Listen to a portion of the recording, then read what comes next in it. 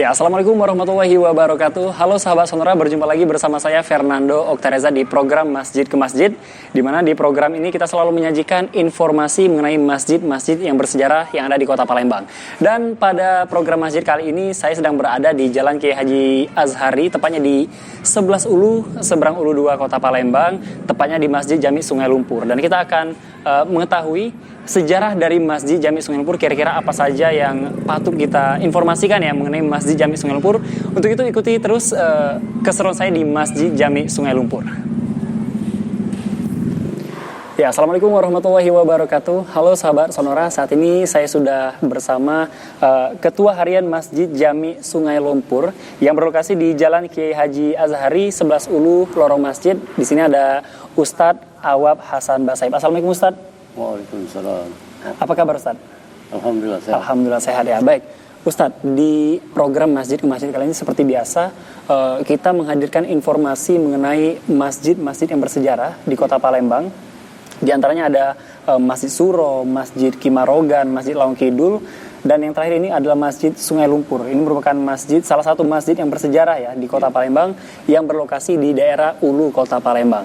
Nah, langsung saja mungkin Ustadz Awab, kita cerita tentang Masjid Sungai Lumpur. Mungkin dari sejarah berdirinya ya Masjid Sungai Lumpur ini kenapa sih sehingga bisa dikatakan menjadi salah satu masjid yang bersejarah di Kota Palembang? Apa sejarah dari Masjid Sungai Lumpur ini, Ustaz? Ya, kalau dilihat sejarah,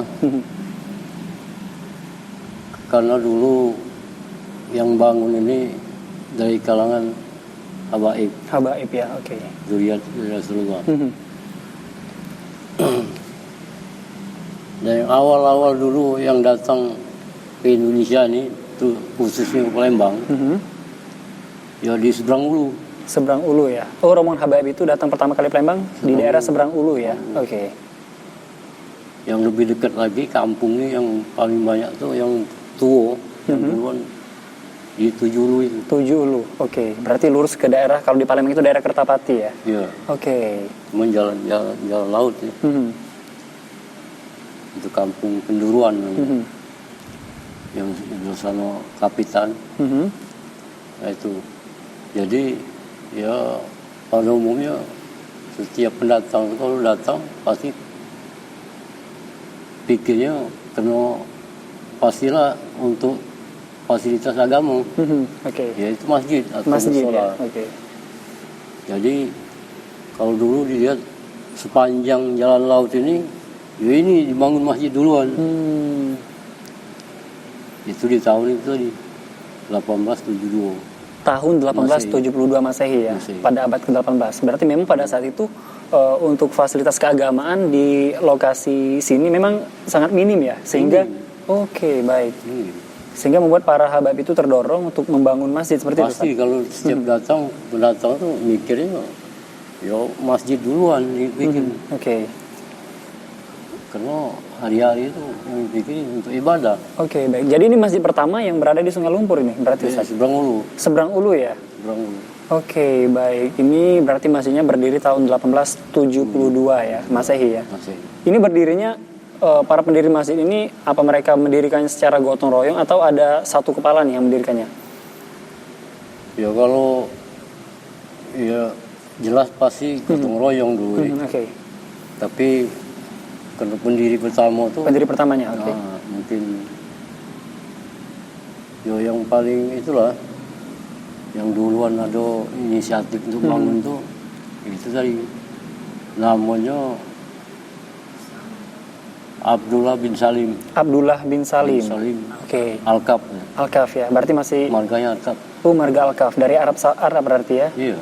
Bukan berarti dari Palembang ya Ustaz ya? Baik. Didirikan tahun 1872. Baik. Nah, Ustadz Awab, dari sekian banyak tadi kita sudah mendengar penjelasan Ustadz bahwa masjid ini didirikan oleh orang keturunan Arab ya, bukan dari Palembang, berbeda dengan masjid-masjid yang lain. Kalau di Kimarogan dan juga Masjid Suro, kalau kita tahu itu asli ya, dari pribumi ya. Kalau ini dari Arab. Berarti memang mereka pada saat berkunjung ke Palembang kemarin, alasannya memang untuk berdakwah atau bagaimana nih Ustadz?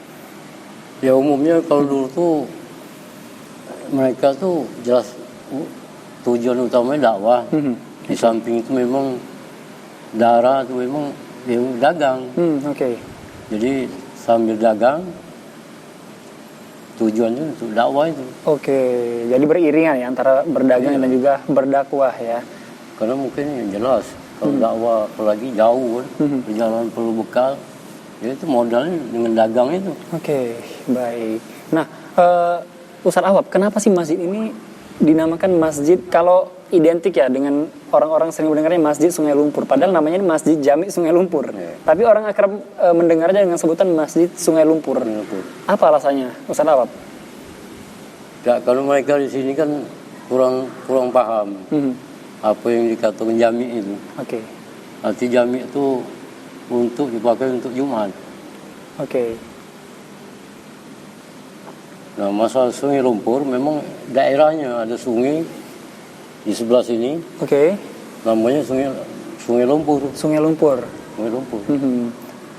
Jadi mungkin diambil dari nama situ. Oke, baik, berarti memang kawasannya yang berada di daerah Sungai Lumpur ya. Memang benar ada berarti ya, Ustaz ya? Memang ada ya. Oke, baik. Jadi memang wajar dinamakan oleh Masjid Sungai Lumpur, tapi yang Ustaz katakan tadi masjid ini tapi nama aslinya adalah Masjid Jami Sungai Lumpur ya, karena bisa dipakai untuk sholat Jumat ya Ustaz ya. Jami tadi. Oke, baik. Nah, Ustaz Awab, kita jeda dulu sebentar menuju segmen kedua. Di segmen kedua nanti kita akan membahas mengenai ornamen bangunan ya yang berada di Masjid Sungai Lumpur. Kalau saya melihat ini Masjid Sungai Lumpur ini tidak jauh berbeda dengan ketiga masjid bersejarah lainnya yang ada di Kota Palembang. Ini dari ornamen kayu, atap. Nanti akan kita bahas lebih lengkap lagi di segmen kedua, sahabat Sonora. Untuk itu tetaplah bersama kami di program Masjid ke Masjid.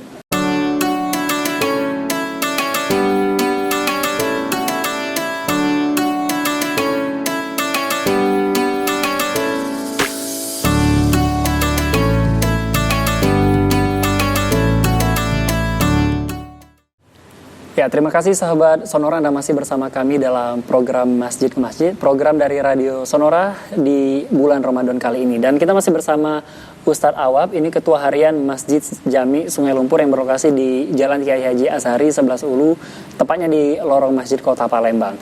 Baik, Ustadz Awab, tadi di segmen pertama kita sudah banyak sekali ya mendengar penjelasan dari Ustadz Awab mengenai sejarah masjid dan juga pendiri dari masjid dan juga kenapa masjid ini dinamakan Masjid Sungai Lumpur. Tadi sudah dibahas di segmen pertama. Dan sahabat Sonora, di segmen kedua kali ini kita akan membahas mengenai ornamen. Nah, ini ornamen bangunan Ustadz yang ada di Masjid Jami Sungai Lumpur. Kalau seperti yang saya jelaskan di penghujung segmen pertama tadi, bahwa ini ornamennya tidak jauh berbeda dengan masjid-masjid bersejarah lainnya yang ada di Kota Palembang ya. Kalau dari kayu ini kayaknya ini satu pabrik mungkin Ustadz kayaknya. Satu pabrik mungkin dengan masjid-masjid yang ada di Kota Palembang, masjid bersejarah. Nah, ini mungkin ornamen yang menarik dari Masjid Sungai Lumpur. Mungkin boleh Ustadz Awab jelaskan apa yang membuat ornamen ini menjadi menarik dan juga sejarah dari bangunan Masjid Sungai Lumpur. Silakan Ustadz. Ya, kalau kelihatannya kalau masalah apa baik bentuk maupun ciri khasnya itu kelihatannya itu ciri khas Cina. Ciri khas Cina ya. Oke. Ya, kemungkinan besar tukangnya itu berasal dari Cina. Berasal dari Cina. Oke, baik. Ini kalau lihat ini nih, mimbar ini itu semacam apa? Biasa kalau di singgasana Kaisar Cina seperti itu. Topi itu. Oke. Topi pembesar Cina itu. Topi Kaisar ya, Kekaisaran Cina ya. Termasuk pakai bendera. Biasanya dari belakang itu. Ini di depan ya. Oke, apalagi memang waktu mungkin di abad ke-17 hingga 18 itu banyak sekali mungkin masyarakat Cina yang juga bermigrasi ke Kota Palembang ya. Jelas. Oke. Apalagi kalau di kampung sebelah kan kampung Cina itu. Kapitan itu. Oke, kampung Kapitan ya. Kapitan kan. Oke, jadi memang ini kampungan Cina. Kemungkinan besar memang dan dia memang duluan. Sebelum datang ke Palembang ini. Oke, sebelum masyarakat Arab tadi ya Ustaz ya. Mereka terlebih dahulu berarti ya. Kenapa? Kelenteng. Itu jauh lebih duluan daripada masjid. Mungkin 300 tahunan itu. Oke, baik, lebih tua berarti ya dari masjid ini dan ya. Dan memang Palembang dulu memang awalnya kan Hindu atau Buddha.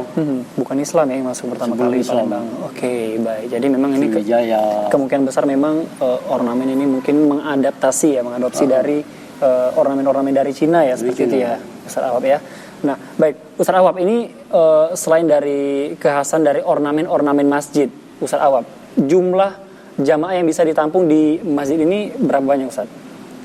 Kalau sekarang ini kurang lebih 2.000 bisa. 2.000 jamaah. Jamaah. Itu untuk seluruh ya, seluruh bangunan ya. Belakang. Kalau untuk bangunan awal ini hanya berapa ini Ustaz? Kalau Ini untuk paling- bangunan utama ini? Paling 1.000-an lah. 1.000 ya, 1.000 jamaah. Jamaah. Oke, baik. Ini udah melalui berapa kali proses renovasi Ustaz kalau boleh tahu? Kurang lebih 4 atau 5 kali. Kan. Dari sejak didirikan ya Ustaz ya? Oke, baik. Dulu kan lantai ini kan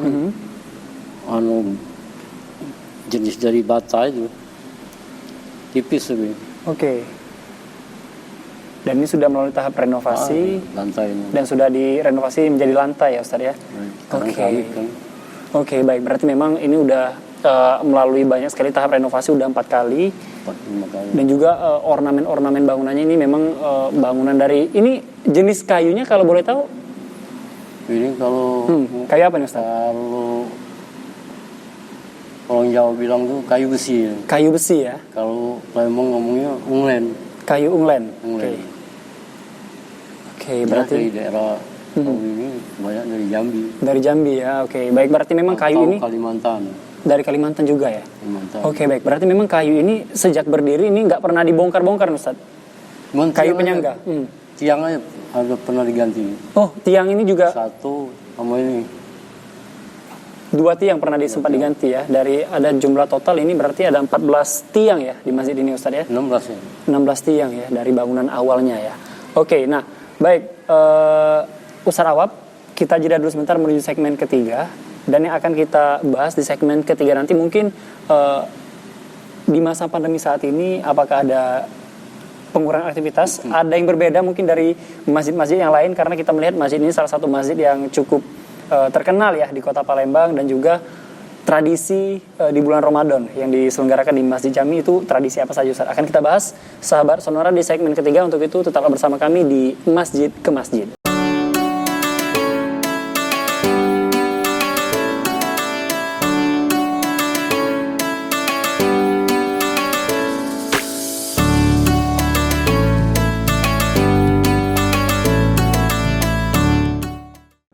Ya baiklah, terima kasih sahabat Sonora, Anda masih bersama kami di program Masjid ke Masjid, program spesial Ramadan yang dipersembahkan oleh Radio Sonora Palembang.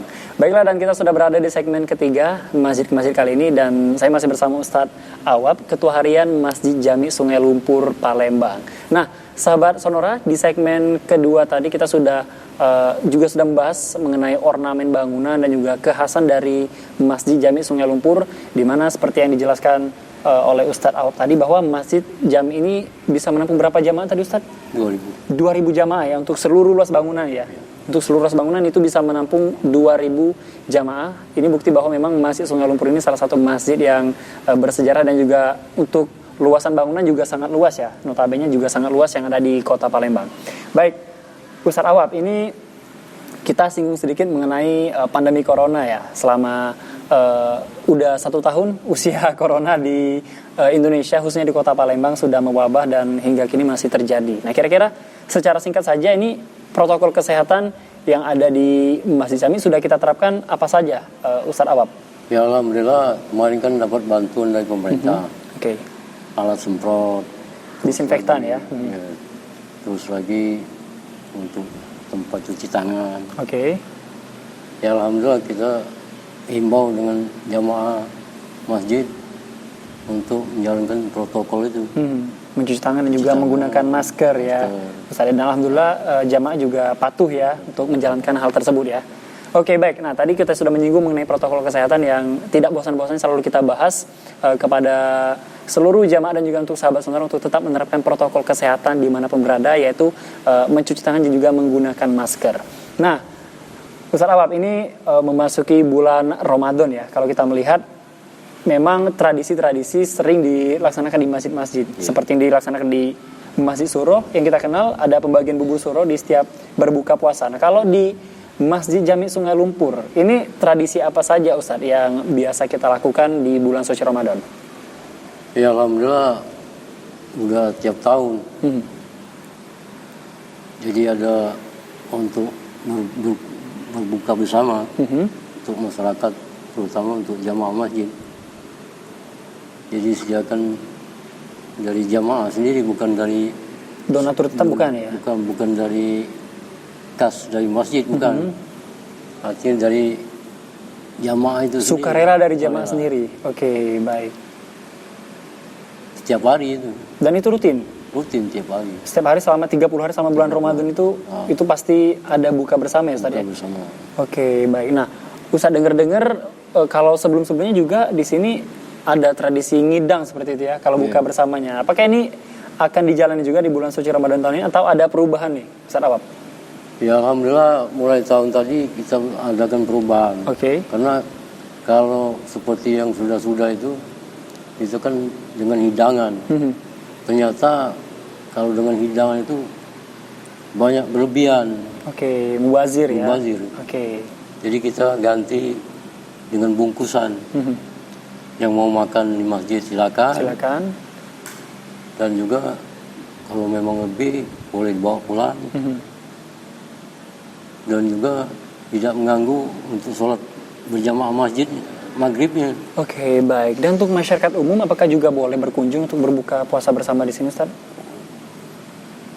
Terbuka. Terbuka untuk umum ya? Terbuka. Oke. Siapa saja boleh. Oke, baik. Jadi memang kalau untuk masyarakat umum yang mungkin tidak sempat berbuka di rumah, mungkin boleh singgah sholat maghrib, berbuka bersama ya. Dan juga pihak masjid juga sudah mempersiapkan ya, menu berbuka ya. Alhamdulillah. Oke. Tiap hari itu berlebihan. Oke, baik. Wow, ini memang salah satu karunia juga ya di bulan suci Ramadan, kita selalu berbagi ya seperti itu ya Ustadz ya, tidak henti-henti untuk terus berbagi ya. Alhamdulillah. Oke, baik. Dan ini pada tahun ini juga tetap dijalankan ya? Insya Allah. Insya Allah akan tetap terus dijalankan ya. Oke, baik. Nah, kita tadi sudah membahas banyak sekali mengenai tradisi yang dilakukan di Masjid Jami Sungai Lumpur di bulan suci Ramadan. Ini seperti biasa tradisi buka bersama ya Ustadz ya. Apakah ada kegiatan pengajian juga Ustadz? Bukan pengajian, tadarus. Tadarus, oke. Jadi tadarusnya bak dasar. Bak dasar sampai waktu berbuka. Menjelang berbuka. Tadarus ya. Tadarus. Oke, berarti kita tidak ada kegiatan seperti ceramah agama juga. Kalau ceramah subuh. Subuh. Oke, Tiap subuh. Ba'da subuh sampai dengan pukul 6:30. 6:30 ya. 6:30 lah.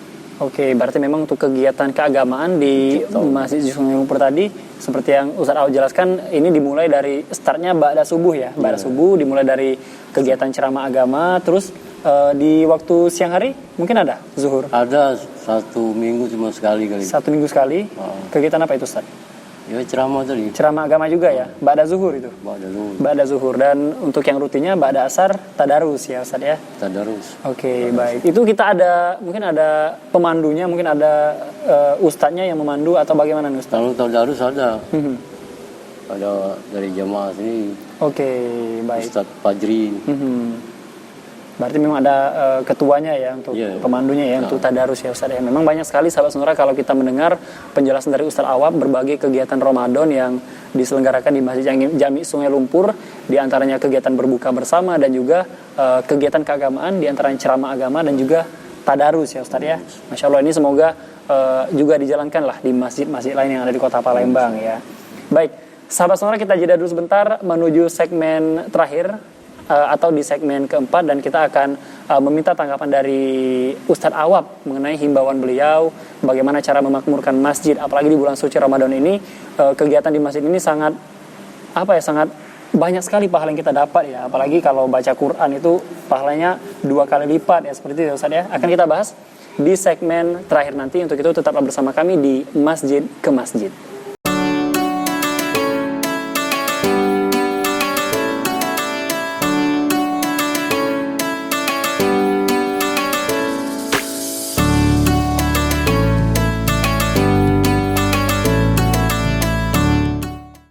Ya, Ya, baiklah, terima kasih sahabat Sonora, Anda masih bersama kami di program Masjid ke Masjid, dan tidak terasa Ustadz Awab kita sudah berada di segmen terakhir program kita kali ini. Tadi dari segmen pertama hingga ketiga kita sudah banyak sekali mengulik ya sejarah dari Masjid Jami Sungai Lumpur, salah satu masjid yang bersejarah di Kota Palembang. Di antaranya ada Masjid Suro, Masjid Lawang Kidul, Masjid Kimarogan, dan juga satu lagi ada Masjid Jami Sungai Lumpur. Ini memang masjid yang banyak sekali ceritanya, masjid yang bersejarah yang ada di Kota Palembang. Nah, Ustadz Awab di segmen terakhir ini mungkin Ustadz Awab bisa memberikan sedikit himbauan dan juga pencerahan nih bagi pendengar radio Sonora dan juga penonton channel YouTube Sonora Palembang.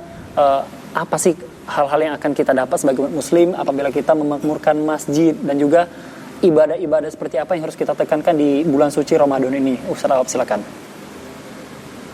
Jadi alhamdulillah untuk masyarakat Palembang, terutama masyarakat Seberang Ulu, sebagai umat Islam, sebagai mukmin, ya pokok pertama memang untuk sholat 5 waktu itu, bahkan sebagian ulama itu mewajibkan untuk sholatnya di masjid. Di masjid ya, oke. Dengan cara berjamaah. Karena banyak keuntungan padilahnya. Di samping memang dilebihkan, dilipat gandakan. Oke. Kalau kita sholat di rumah cuma dapatnya 1, kalau ke masjid bisa dapat 27 bah. 27 kali. 27 kali. Belum lagi kita bisa silaturahmi, bisa tahu keadaan jamaah yang lain, satu kampung. Itu, apalagi di bulan Ramadan. Dilipat gandakan lagi. Dilipat gandakan lagi ya. Sholat sunatnya dihitung sholat wajib. Pahalanya seperti itu, Masya Allah. Dan sholat wajib dilipat gandakan 70 kali. Jadi kalau 70 dikali 27, kita bisa hitung deh betapa besarnya pahala yang akan kita dapat ya Ustaz. Jadi rugi, sangat rugi sekali kalau kita, apalagi kita tinggalnya dekat-dekat masjid. Rugi sekali kalau kita tidak bisa ambil kesempatan itu. Oke, baik. Ustaz Awab, terima kasih banyak ini himbauannya kepada pendengar radio Sonora dan juga penonton channel YouTube Sonora ya, untuk bagaimana agar kita termotivasi untuk kalau mau menunaikan ibadah itu di masjid, karena sudah dijelaskan juga oleh Ustaz Awab tadi bahwa banyak sekali pahala yang akan kita dapat ketika kita beribadah ke masjid, apalagi di bulan suci Ramadan ini ya Ustaz Awab ya. Oke, baik. Sahabat Sonora, demikian dulu program Masjid ke Masjid edisi kali ini di lokasi di Masjid Jami Sungai Lumpur Palembang. Dan akhir kata saya Fernando Oktareza mohon pamit undur diri dari Ruang Dengar dan juga channel YouTube Sonora Palembang. Terima kasih dan wassalamualaikum warahmatullahi wabarakatuh.